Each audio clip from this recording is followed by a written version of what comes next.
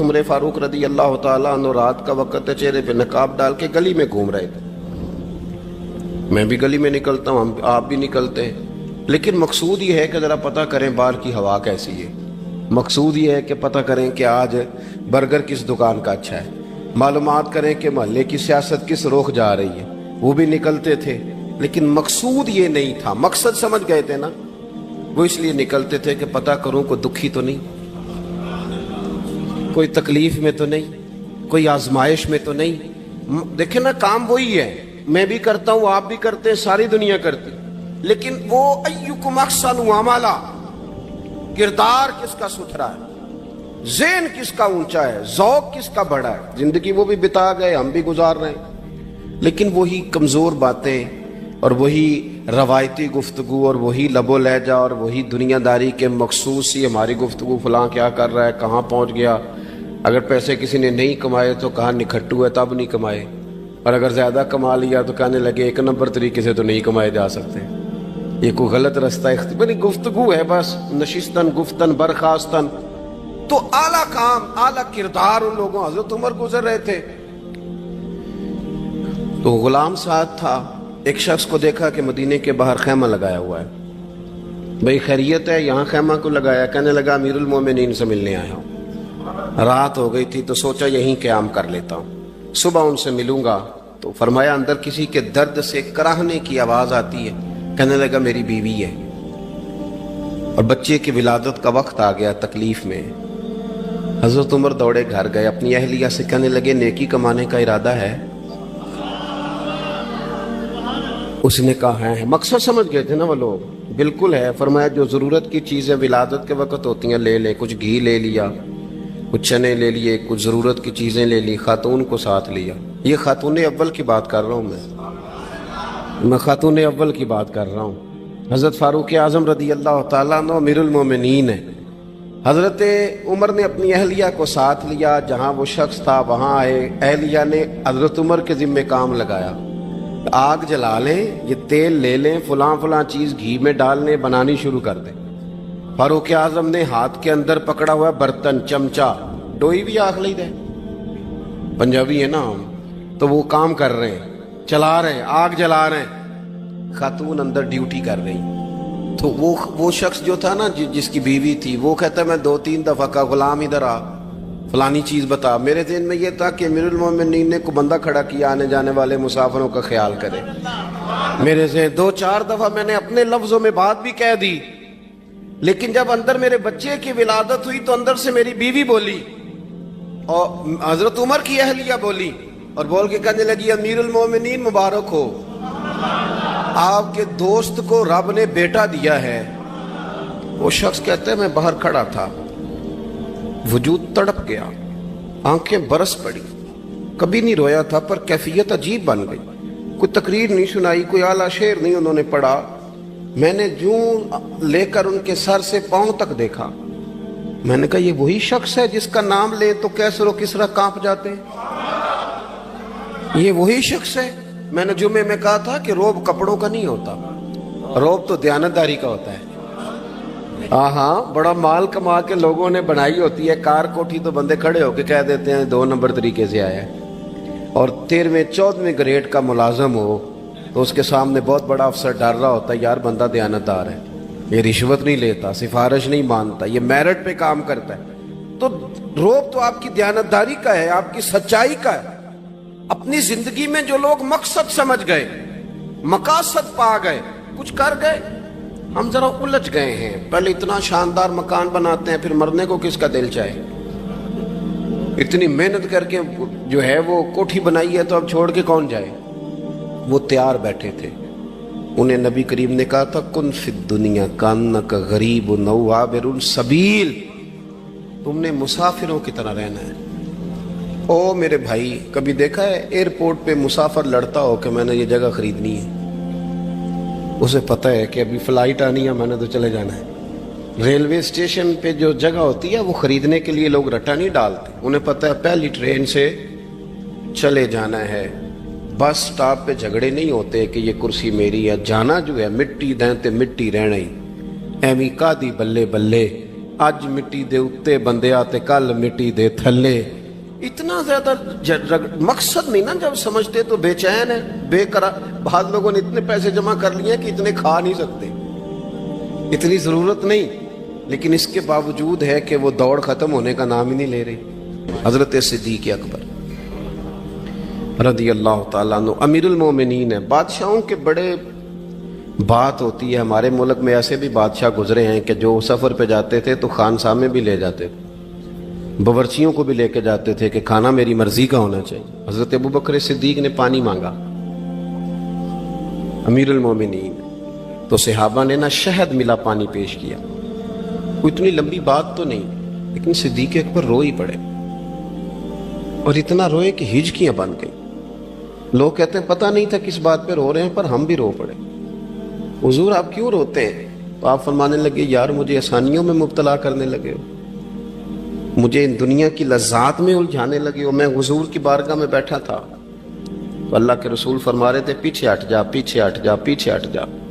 मैंने पूछा, हुजूर आप किसको कह रहे हैं? तो हुजूर फरमाने लगे, दुनिया मेरे पास आई थी, वो करीब करना चाहती थी मुझे, तो मैंने उसे कहा पीछे हट जा, मेरे नेड़े ना आना, दूर हट जा।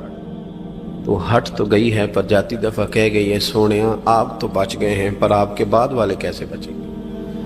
तो मुझे सीने से लगा ले, गले से लगा ले। मकसद अपना समझे, अमाल का हुस्न पैदा करें। अगर इंसान का मकसूद माल कमाना है तो अगर माल मिल गया तो उसके बाद फिर क्या करेगा? किसी ने तय कर लिया था कि बहुत बड़ी गाड़ी और बहुत बड़ा बंगला मुझे चाहिए, तो वो बंगला उसे मिल गया, गाड़ी आ गई। अब तो मकासद क्योंकि तय नहीं होते, तो जो चीज़ इंसान छोटा सा मकसद तय करता है वो उसे हासिल हो जाता है। मैंने मुल्क से बाहर जाना है, घर सेट करना है, साथ वाला प्लाट लेना है, हो गया सारा कुछ। तो अब वो फिर इंसान बेचैन हो जाता है, परेशान रहता है, कहता है समझ नहीं आती मतलब मकसूद क्या है। अल्लाह तबारक व तआला ने तो एक तिनका बेमकसद पैदा नहीं किया, तो इतना सोना इंसान कैसे बेमकसद पैदा कर दे? तो रब करीम ने हमें बताया कि मकसद तो तुम्हारा है। मकसद है अल्लज़ी खलक़ल मौता वल हयाता लियब्लुवकुम अय्युकुम अहसनु अमला। उसने मौत और हयात इसलिए पैदा की है ताकि पता चले तुम में अच्छे अमल कौन करता है। तुम किस कदर ज्यादा अपने रब की इबादत करते हो, किस कदर ज्यादा उसने अखलाक का मुजाहरा करते हो, किस कदर ज्यादा लोगों की खिदमत करते हो, किस कदर ज्यादा तुम दीन की तबलीग में, इशात में, अबलाग में, तरवीज में किरदार अदा करते हो। बामकसद तुम्हें बनाया, बामकसद अच्छा तरीन अमल तुम में से कौन करता है। इसलिए मौत और हयात पैदा की थी कि तुमने सुथरे से सुथरे अमाल, बेहतर से बेहतर किरदार, आला से आला तुम्हारा अंदाज़े जिंदगी। देखें, हमने लोगों के साथ मिलकर रहना होता है, बहुत सारी चीज़ें ऐसी होती हैं कि जो तकलीफ का सामान बनती हैं। अब इन्हीं लोगों के साथ अल्लाह ने हमें मिल के रहने का हुक्म दिया, इनके हुकूक अदा करने का हुक्म दिया, तो साथ साथ ना दरगुजर का भी कहा, माफ़ी का भी कहा। जब इंसान माफ़ी कर देने वाला हो जाता है, दरगुजर वाला हो जाता है, तो फिर वो बड़ा हो जाता है, बड़े दिल वाला हो जाता है, बड़े हौसले वाला हो जाता है, बड़े ज़रब वाला हो जाता है, उसकी ज़िंदगी हसीन होती। तो यहाँ आए थे कुछ काम करने। वो जो हमने मकसूद बनाए थे ना, मतलब अच्छे कपड़े, अच्छी दुनियादारी, अच्छी गाड़ी, अच्छा मोबाइल सेट, वो चूँकि मकसूद नहीं था, तो उन चीज़ों के हुसूल के बावजूद भी लोग परेशान हैं। मकसूद ये था कि बेहतरीन अमल, सोना अमल, आला तरीन अमल मेरे रसूल पाक सल्लल्लाहु अलैहि वसल्लम के गुलामों ने ना वो अमल करके दिखाया। आला तरीन मिजाज रखते थे और आला तरीन खिदमत, यानी लोग उनका किरदार देख के ना, किरदार और अमल देख के, हम तो लंबी तकरीरें करते हैं, बातें करते हैं, बड़ा कुछ बताना पड़ता है, लेकिन वो बस थोड़ा सा ना लोग उनके पास उठते बैठते थे, आते जाते। इतनी दौड़ है कि आगे बढ़ के और लेना है, और लेना है, हाल में मजीद का रट्टा, वो समझ गए। हम ना अड़े हुए हैं। बहुत सारे लोग ऐसे हैं जिन्हें सही बात का पता चल गया है, वो फैसला करने में देर कर रहे हैं। उन्हें समझ आ गई है कि बेहतर यही है कि मैं वक्त पे मस्जिद आया करूं। انہیں سمجھ آ گئی ہے بہتر یہ ہے کہ سویرے اٹھ کے نا واٹس ایپ بعد میں دیکھوں، پہلے قرآن پاک کی زیارت کر لیا کروں۔ سمجھ انہیں ہے کہ باتیں زیادہ کرنے سے بہتر ہے درود و سلام زیادہ پڑھا جائے، پتہ انہیں ہے، فیصلہ ہی نہیں کر رہے، ارادہ نہیں بنا رہے، توجہ نہیں کر رہے۔ جب بہت زیادہ بندہ دنیا داری میں الجھ جاتا ہے نا، بہت زیادہ، آسانیاں تو بندے کو جینے نہیں دیتی۔ پہلے انسان کہتا ہے کہ موٹر سائیکل ہو جائے نا تو چلو سفر آسان ہوگا، پھر موٹر سائیکل کہتا ہے ٹائر 2 ہیں، 4 ٹائروں والی ہونا، چلو مہران ہی ہو جائے خیر ہے، لیکن مہران میں بیٹھتے ہی اسے خیال آتا ہے کہ اس کی تو سیٹیں تنگ ہیں، پھر اس سے بڑی گاڑی چاہیے۔ یہ روز دوڑ ہے، بانج فقیروں کسے نہیں ماریا، اے ہوئی چور اندر دا، یہ دوڑ ہے، یہ ختم۔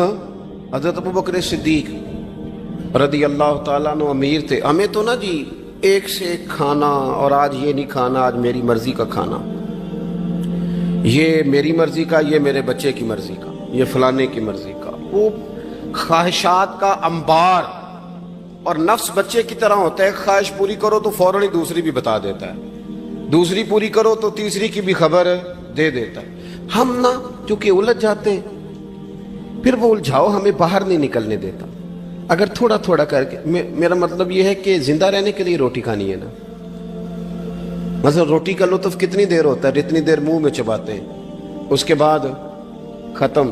تو کپڑا تو پہننا تھا بدن چھپانے کے لیے، اس میں وہ کدھر سے آ گئی ساری کہانیاں جو آج بن گئیں۔ اور اتنے میں نے عجیب و غریب نظام دیکھا ہے کہ نوجوان ہے، اچھا بھلا سیانا آدمی، کپڑے اس نے تازے سلوائے ہیں، اور 99 لوگوں نے کہا ہے صحیح لگ رہا ہے، تو صرف ایک نے کہا نہیں ٹھیک لگ رہا، وہ پریشان ہو جاتا ہے، کہتا ہے اس کا کچھ کروں۔ کیوں؟ اس لیے کہ یہی سارا مقصود سمجھ لیا ہے، کپڑے پہننا، اسی میں الجھ جانا۔ میں اکثر دوستوں سے کہتا ہوں، میں خود کسی دوسرے کی بات نہیں کرتا، بہت زیادہ عمر نہیں میری، میں خود جایا کرتا تھا، شادی کوئی آ گئی تو 2-3 دن پہلے ابا جی کہتے تھے پرانے جوتے کچھ گنڈوا لا، کچھ پالش کرا لا، توڑے میں ڈال کے جانا موچی کے پاس، اس نے کچھ سیٹ کر دینے۔ اب کہاں رہ گیا جی یہ کام، چھٹی نہیں ہو گئی، اب کون سا ایسا سلسلہ ہے؟ وہ جو کہیں سے کپڑا تھوڑا پھٹ جاتا تھا نا، تو اماں اس کو اس طرح پیوند کراتی تھی کہ ڈیزائن بھی بن جاتا تھا اور کام بھی چل جاتا۔ کدھر گیا وہ دور؟ لیکن تکلیف دیکھ لیں آج پہلے سے زیادہ ہے، لڑائی پہلے سے زیادہ ہے، آزمائش پہلے سے زیادہ ہے۔ کیوں؟ جتنی بھی خواہشات آپ بڑھاتے جائیں گے نا، مقصد فوت ہوتا جائے گا۔ جتنی بھی مقصود سفر کرنا ہے، گاڑی دکھانا تو مقصود نہیں نا، لیکن ہمیں وہ والی گاڑی چاہیے کہ لوگ ایک دفعہ انگلی منہ میں ڈالیں کہ وہ اس گاڑی پہ بیٹھا ہوا ہے۔ ہم مقصد سے پیچھے ہٹیں گے جب پھر تکلیف میں آئیں گے، پھر آزمائش۔ زندگی میں ہم نے جو چیزیں مینج کی ہیں وہ ساری دوسروں کے لیے، ہمارے لیے کوئی شے بھی نہیں۔ ولیمے پہ گئے تاکہ برادری راضی ہو جائے، تعزیت کے لیے گئے تاکہ محلہ راضی ہو جائے، فلانا کام کیا تاکہ لوگ جو ہیں وہ میرے حق میں ہو جائیں۔ ساری زندگی دوسروں کے لیے جی کے گزار دی، اور آپ نے 99 نیکیاں کی، ایک خامی آئی تو لوگ تو وہ تھے جو پھر بگڑ گئے۔ بہتر نہیں بندہ رب کو ہی راضی کرے۔ واللہ ورسولہ احق ان یرضوا، اللہ اور اس کے رسول کا زیادہ حق ہے کہ انہیں راضی کیا جائے، ان کا زیادہ حق۔ اپنی زندگی میں معاملات کو ترتیب دیں، ایک مخصوص ذہن بنائیں، اتنا سویرے قرآن شریف پڑھنا ہے، اتنا درود پاک، اور یہ راز ہو ہمارا اور ہمارے رب کا، یہ راز ہو، اتنی دیر مصلی پہ بیٹھنا ہے۔ میرے ایک دوست ہیں ڈاکٹر صاحب، میں بیٹھا تھا تو وہ